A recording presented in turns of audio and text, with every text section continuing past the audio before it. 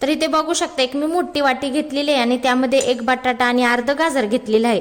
तर मी ह्या बटाट्याची अशी साल काढून घेतलेली आहे आणि गाजराची पण अशी थोडी साल काढलेली आहे। तर आता आपण हे गाजर असं साईडला ठेवून देणार आहोत आणि आता ह्या बटाट्याला काय करायचं असं खिसून घ्यायचं। तर असं मोठ्या ह्यानं व्यवस्थित मोठ्या खिसणीनं असं खिसून घ्यायचं। तर इथं आपण सर्व बटाटा काय करायचा अशाच पद्धतीने आपण हे खिसून घेणार आहोत। तर इथे बघू शकता आपण बटाटा अशा पद्धतीने हा खिसून घेतलेला आहे।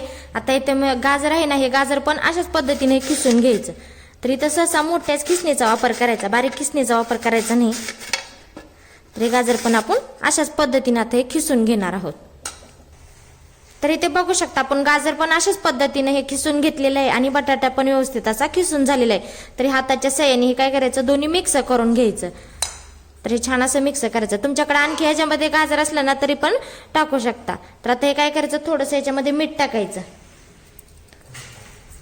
तसं मीठ टाकल्यानंतर हे काय करायचं मिक्स करायचं। म्हणजे असं मीठ टाकलं ना की ह्याच्यामध्ये आपल्याला पाणी सुटतं। तर पाणी सुटेपर्यंत व्यवस्थित असं हे चांगलं हाताच्या साहाय्याने मिक्स करायचं, म्हणजे पटकन असं ह्याला पाणी सुटतं।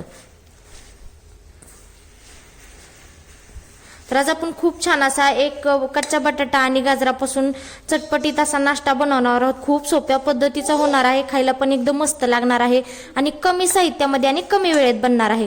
त्यामुळे ही रेसिपी तुम्ही शेवटपर्यंत नक्की बघा आणि हो तुम्हाला माझे व्हिडिओ कसे वाटते ते कमेंटमध्ये मला नक्की सांगा। तर हे बघा आता छान असं आपण मिक्स केलेलं आहे, इथं पाणी पण आपल्याला सुटलेलं आहे। तर आणखी थोडंसं काय करायचं आणखी थोडं याला असं मिक्स करून घ्यायचं।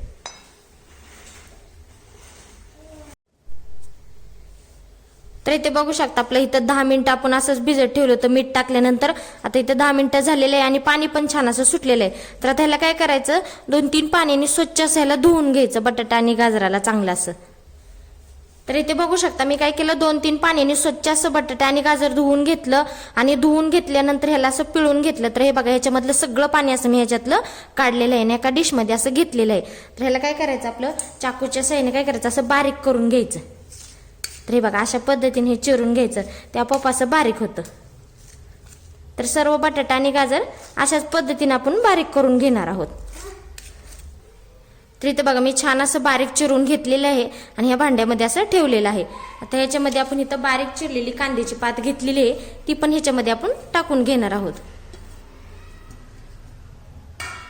कांद्याची पात घेतल्यानंतर ती पण अशी हलक्या हाताने मिक्स करून घ्यायची।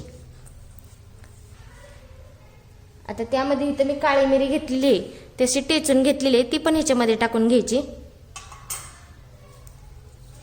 आता इथे चवीनुसार मीठ टाकायचं आणि मीठ टाकल्यानंतर इथं मी एक अंडं घेतलेलं आहे। तर इथं मी एक बटाटा वापरलाय म्हणून मी इथं एकच अंडं घेतलेलं आहे। तुम्ही जर 2 बटाटे वापरले तर इथं 2 अंडी घ्यायची। तर इथं मी एक अंडं ह्याच्यामध्ये आपण टाकून घेणार आहोत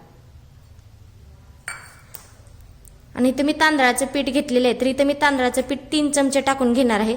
तुमच्याकडे जर कॉर्नफ्लॉवरचं पीठ असलं ना तर ते पण टाकलं तरी पण चालतं। तर इथं 3 चमचे मी तांदळाचं पीठ टाकून घेतलेलं आहे आणि ते सर्व असे मिक्स करून घ्यायचं। आणि इथं जर तुम्हाला जास्त असं घट्ट वाटायला लागलं मिश्रण तर थोडंसं अंडं टाकलं तरी पण चालतं। तर हे बघा छान असं आता हे मिक्स करून घ्यायचं आणि लयच असं पातळ जर झालं तर ह्याच्यामध्ये थोडंसं तांदळाचं पीठ जास्त टाकायचं। तर आता इथं मी हातानेच मिक्स करून घेते आणि मीठ ते इथंच चेक करायचं। तर इथं बघा छान असं हे तयार पण झालेलं आहे। बघा असं मिक्स केल्यानंतरच अंड्याचं ह्याच्यामध्ये व्यवस्थित असं मिक्स झालेलं आहे अंड्याच्या ह्याने। तर इथं आपल्याला एक अंडं बरोबर झालेलं आहे।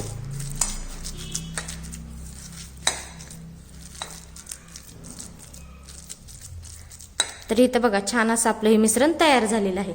तर आता आपण पुढची तयारी करून घेऊया।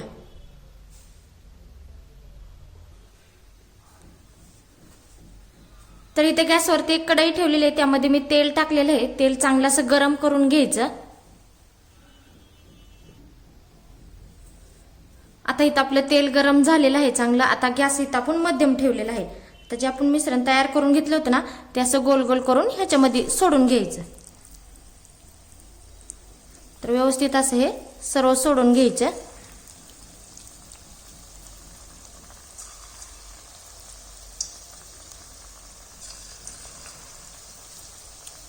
तर इथं बघा अशाच पद्धतीने आपण सोडून घेणार आहोत. तर इथे बघू शकता अशा पद्धतीने आपण हे सोडून घेतलेलं आहे आणि मध्यम गॅसवरती लालसर होईपर्यंत आपण ह्याला तळून घेणार आहोत. तर थोडंसं असं तेल ह्याच्यावरती सोडायचं म्हणजे व्यवस्थित असं वरची साईड पण तळून निघते आणि गॅस हा मध्यमच ठेवायचा. तर मध्यम गॅसवरती चांगलं तळून घ्यायचं.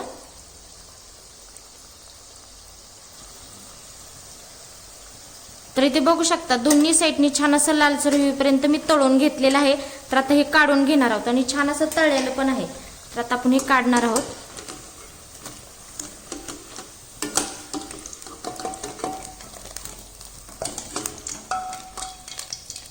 तर हे बघा अशाच पद्धतीने आपण बाकीचं पण तळून घेणार आहोत.